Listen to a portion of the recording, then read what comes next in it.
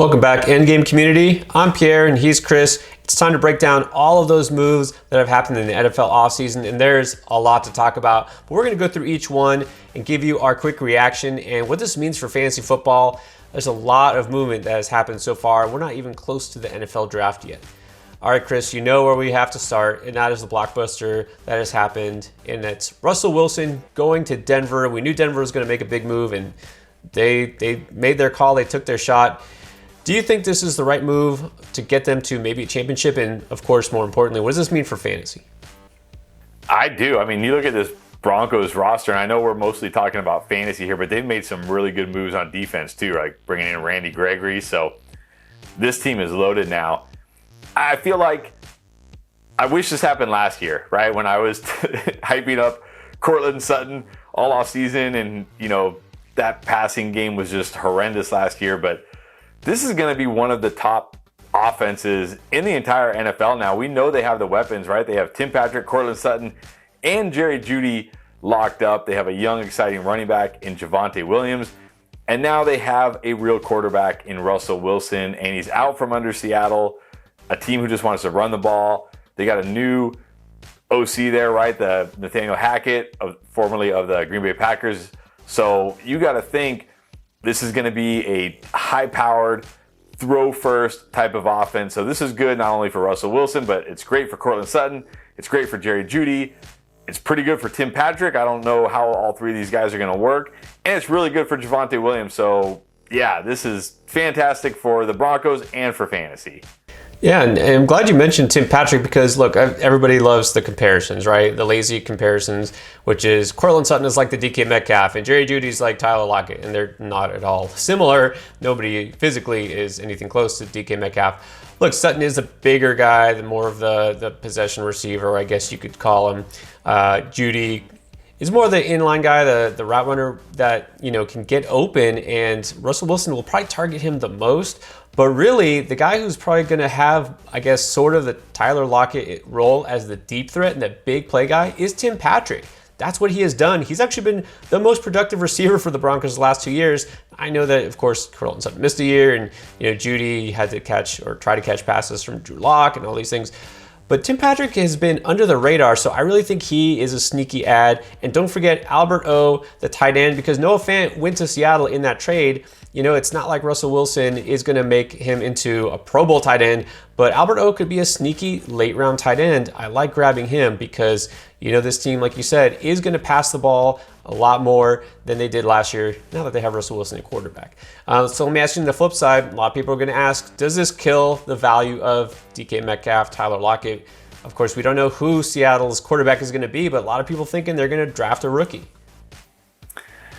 I mean, I don't want to say it kills it, but it certainly lowers it considerably until we have more clarity on the QB situation. Because right now we're looking at Drew Lock, and that's not good, right? We've seen this 2 years in a row now. We've seen Drew Lock as the starter, and it hasn't been good for fantasy for his wide receivers. So, yeah, right now I think Tyler Lockett and DK Metcalf, you've got to knock them way down the ranks. Even if they draft a rookie, there's no rookie in this class that I feel like is ready to come in right away and be good. So I think even if they draft a rookie, you're probably looking at a down year for both these guys. So yeah, unfortunately, got to knock them both down.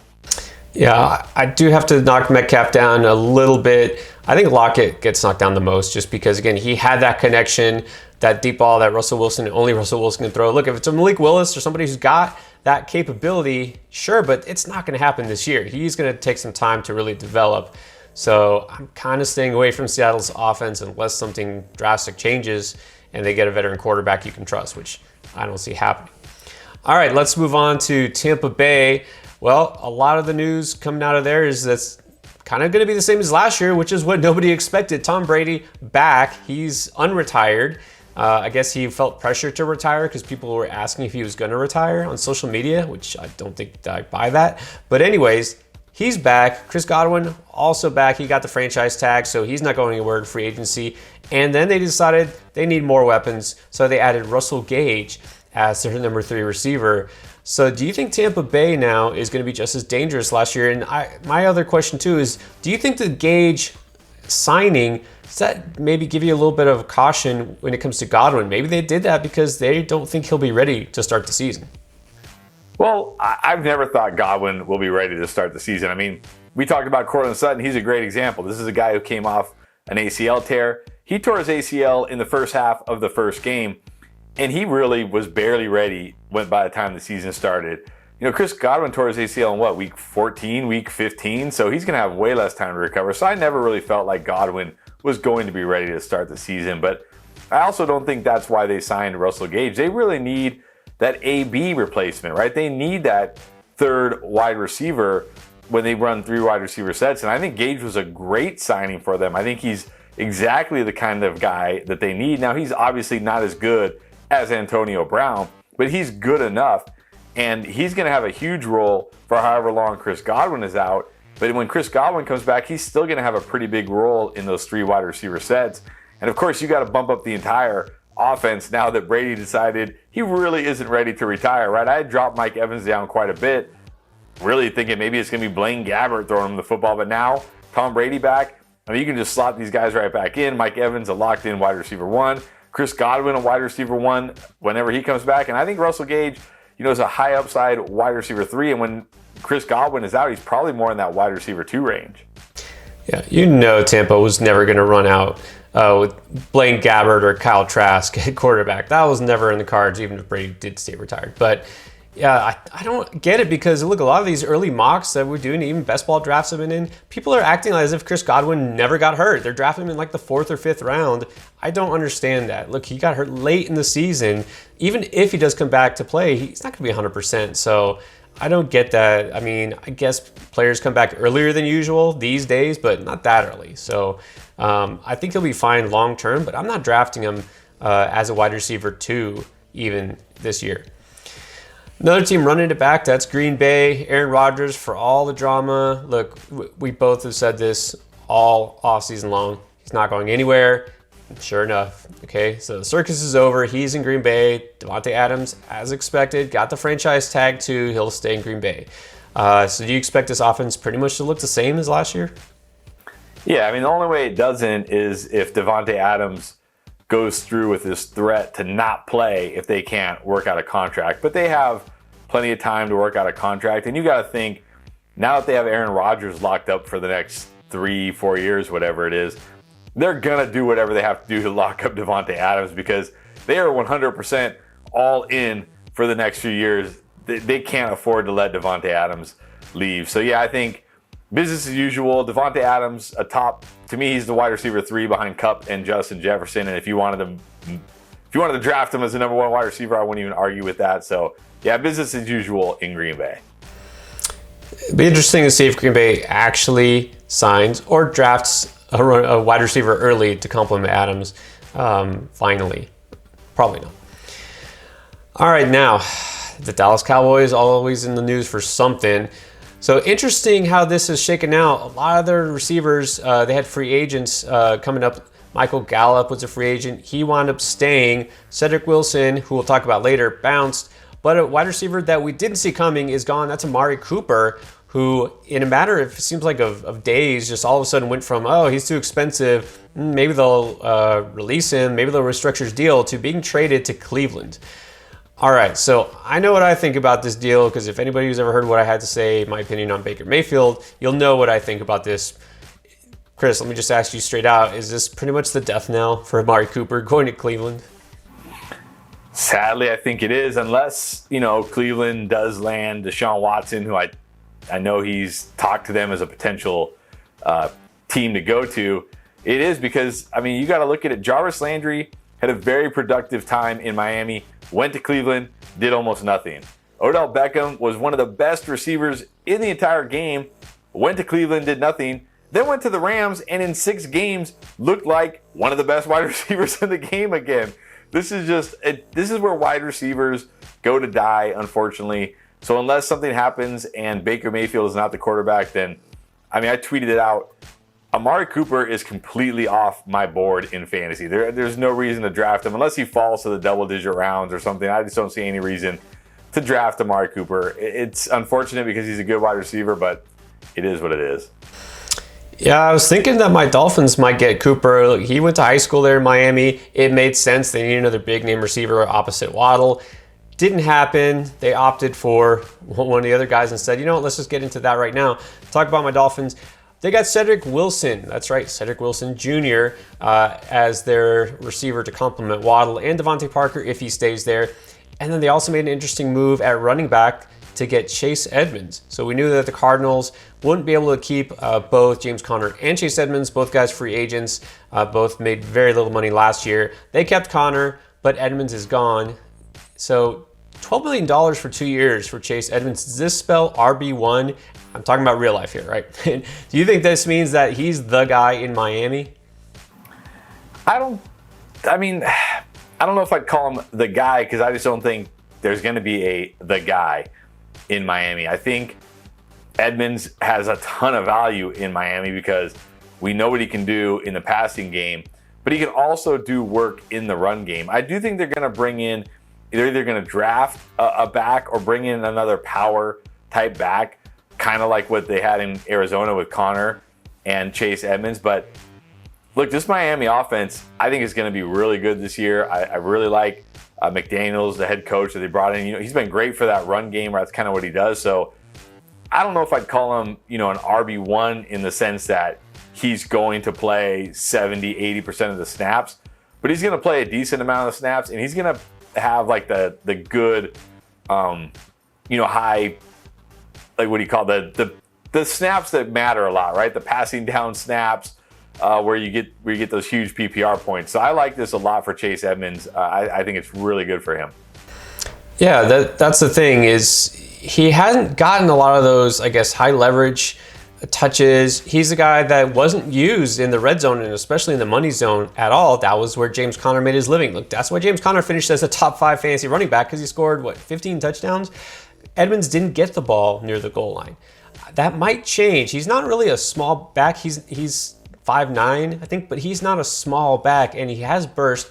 I think he could get at least a handful of touchdowns this year, but he's going to make his living as a pass catcher, and I think he'll be used enough that he could be in fantasy top 20 running back, which is pretty good, right? That's a guy you can roll out pretty much every week because they will pass it with Tua. They're going to focus on the intermediate short passing game. I think he'll get a lot of targets. I think he'll be very useful. I do think that they are also going to draft a running back late, though. This kind of tells me they aren't going to spend money on another free agent running back. They're probably not going to draft a running back in the first 3-4 rounds. Not that they should anyways. So they'll get kind of a between the tackles guy to help out. But yeah, I think this is going to be Edmonds mainly as the RB1, at least as much as any team uses an RB1 these days. Now, James Conner's staying in Arizona, but without Chase Edmonds there, we did see some splits where when one guy was out, especially when Edmonds was out with injury those 5 games, that's when Conner really, really thrived. They've got to bring somebody else in, though. Do you think Conner, is it any way possible he scores as much as he did last year? I mean, probably not. It's very rare. Like we talk about all the time, touchdowns are not very sticky year to year. It's unlikely he's going to hit 15 plus touchdowns again. But yeah, I agree with you. I think they got to bring somebody in unless they just really like Benjamin, which based on last year, it doesn't seem like they liked Benjamin because when Chase Edmonds was out, Benjamin wasn't really getting much run. So I think they are going to bring in some kind of a complimentary back for James Conner. But you got to feel pretty good about James Conner, that they decided to stick with him because of what he does. We know he's going to be the first and second down back. We know he's going to be the goal line back. He's going to be that short yardage back.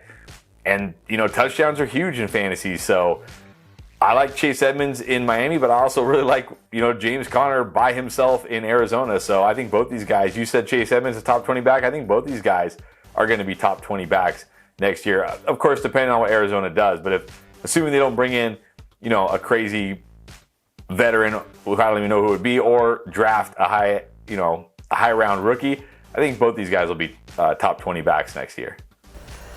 Yeah, my worry with Conner is maybe he gets overdrafted based on how he did last year because so much of it did come on touchdowns. I really need to see Arizona bolster that offensive line before I fully buy into him as an RB1 for fantasy. And then back to Miami, talk about Cedrick Wilson. Now, his signing, we knew that he's getting bucks and he's going to get a lot more action. He was pretty efficient last year, but here's the thing. He was mainly a slot guy. Jalen Waddle took more snaps out of the slot than all but one receiver in the entire league last year, and that was Jacoby Myers. So how is this going to work, and does that make you worry about both of their value? Because they also got Mike Gesicki, a tight end, who is kind of like a wide receiver in disguise. He got the franchise tag. He's staying in Miami. So how's the slot situation going to play out? I think Jalen Waddle will stay in the slot. I think he's not really built to be an outside guy. Cedrick Wilson really kind of is an outside guy who Dallas just decided that they were going to put in the slot when Michael Gallup was out. I mean, probably because they had Amari Cooper and CeeDee Lamb, so they figure, well, we got to put Cedrick Wilson in the slot. But I think Cedrick Wilson will probably play on the outside. And yeah, Gesicki pretty much is a wide receiver with the tight end designation, right? Because he plays out wide or in the slot way more than he plays in line. So I think we're going to see Jalen Waddle in the same role. This doesn't really change my feeling about Jalen Waddle. I still really love Jalen Waddle, especially in PPR leagues next year. I'm kind of okay about Cedrick Wilson. I don't feel great about him. I don't know if Tua and this offense can support multiple pass catchers, so I don't feel great about Cedrick Wilson. I do feel pretty good about Gesicki, though, as you know, kind of a late round tight end pick in fantasy. So here's the thing. In reality, they're all going to move all around, right? They're not going to have just one guy who lives 90% of the time in the slot. I think they'll mix and match. I do think Waddle will play outside a little bit more, but let me just say this. It's lazy comp time. Here we go. Cedrick Wilson, it was in the top 15 in YAC per reception, yards after catch, and some of his, ability with the ball in his hands, a little bit Debo-esque, right? We love Debo Samuel. And guess what? Guess who was coaching in San Francisco last year when Debo exploded? That would be head coach Mike McDaniel for the Dolphins. So I'm not saying he's the next Debo, but I think I'd be shocked if they didn't use him a lot that way. Some screens, some work out at the backfield, moving around the formations, just get the ball in his hands and let him, get some yards after the catch. So I'm interested in Wilson. Don't think he's gonna be a fancy stud, but I am interested. I think he's draft worthy. Are any Jaguars draft worthy? That is the $1 million question. So the Jaguars, out of nowhere, making a splash, and I don't know if it's a good splash or not. So here we go. They signed, just in the last couple days, Christian Kirk from Arizona. Talk about a slot receiver. Evan Ingram, another tight end disguised, wide receiver's body. And DJ Chark now on the outs. He went to Detroit. So what do you think about these moves by the Jaguars? I mean, I don't understand these moves at all. I mean, this feels like the Jags being the Jags. They have thrown a ton of money at Christian Kirk, and I just don't get it. Russell Gage, who we already talked about, he went for about a quarter of what Christian Kirk went for, and I don't think Christian Kirk is even better than Russell Gage. I guess this is why bad teams stay bad. So, yeah, I don't understand it. They have Laviska Shenault. They have Christian Kirk. They have Evan Ingram. I mean, all these guys basically play slot, and they play those short intermediate routes. Like, are they just going to dink and dunk? And you know what? I really am concerned for Trevor Lawrence. Like, what is he going to do in this offense? He's just going to throw the ball 50 times for 150 yards because every pass, is like his one or two ADOT. I mean, I don't get it. I liked what they were doing. I liked that they brought in Doug Peterson. I liked that they're bolstering the offensive line, but man, I don't really understand these weapons. So I'm definitely nervous about this offense, nervous about all three of these guys, and I'm nervous for Trevor Lawrence. Yeah, look, I'll just say I've never thought that, Doug Peterson was necessarily a genius as a coach. I don't think it's necessarily making this offense better. I think a lot of it depends on Trevor Lawrence basically taking that leap on his own. I don't know if it's going to happen, especially, again, having a whole different system here, different coaching staff, now different personnel. Obviously what, they had last year didn't work, but they're starting over and not necessarily in the best way. You have guys who, Evan Ingram, dropping the ball all over the place was a disappointment, really, his end of his career there in New York. And then Christian Kirk is fine, but man, well, like you said, they could have gotten the same thing much cheaper or just stuck with what they had. So I'm not interested really in Kirk or Ingram. I'm really kind of avoiding the Jaguars offense, and I don't think I'll regret that. DJ Chark in Detroit, any interest there? Guy who was off to a decent start to his career in his second year, and then, of course, missed because of injury. Anything to that? Jared Goff? That's the problem. Who's going to be the quarterback? Because it's still Jared Goff and Tim Boyle at the moment, right? So you can't feel great about that. You got TJ Hawkinson coming back. You got Swift there. You got Amon-Ra St. Brown. I don't think Chark's a bad player. I just don't know if this is a great spot for him, a great fit for him, unless somehow they really upgrade that quarterback position, which I don't really know how they do that at this point. So I kind of like the Jags, just don't really have a lot of faith in this offense. I mean, I do like DeAndre Swift if the value's right. I do like Hawkinson if the value's right. I do like Amon-Ra St. Brown if the value's right, but DJ Chark, probably not. Yeah, everyone expecting Detroit to draft a wide receiver, possibly even the first round. I don't think that changes with this. I think Chark then gets relegated to like the third or fourth option there in that offense, which is not good. So pretty much ignore him, I think, outside of maybe a deep best ball league. A couple players staying put. Let's talk about Mike Williams. A lot of people thought he might go elsewhere for a bigger payday, but staying with the Chargers, got Justin Herbert at quarterback, that's a good thing, right? Yeah, so just basically he'll be what he's always been, which is a very boom-bust.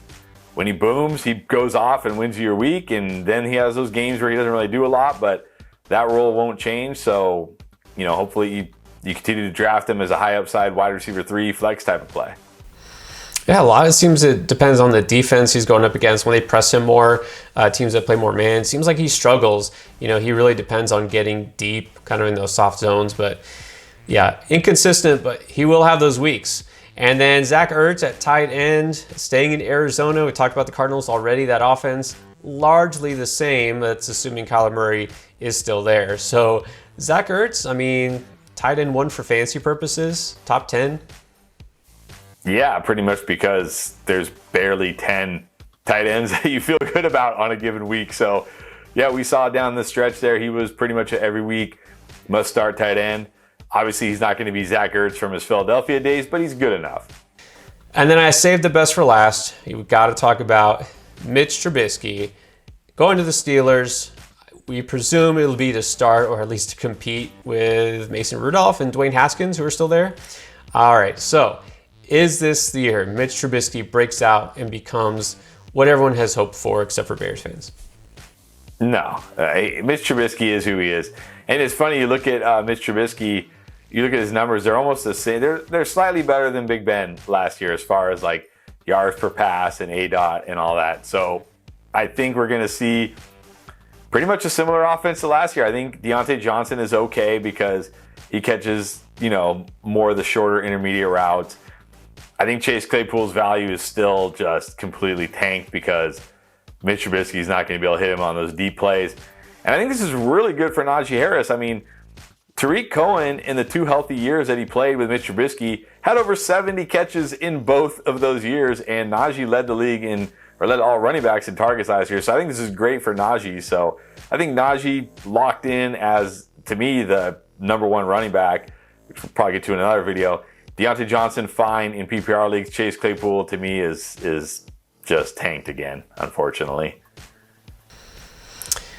Yeah, the Steelers might add another receiver since Juju's probably not coming back.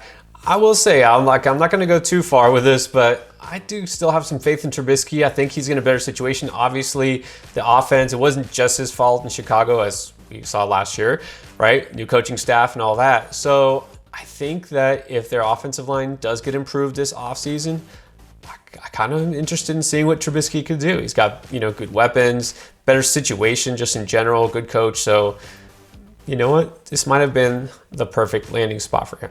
Actually, I take that back. Indianapolis was probably the perfect landing spot. All right, guys, so that's our free agency rundown. There's a lot more moves that are going to happen still. Keep it locked right here. Fantasy Endgame all off season long. We got you covered.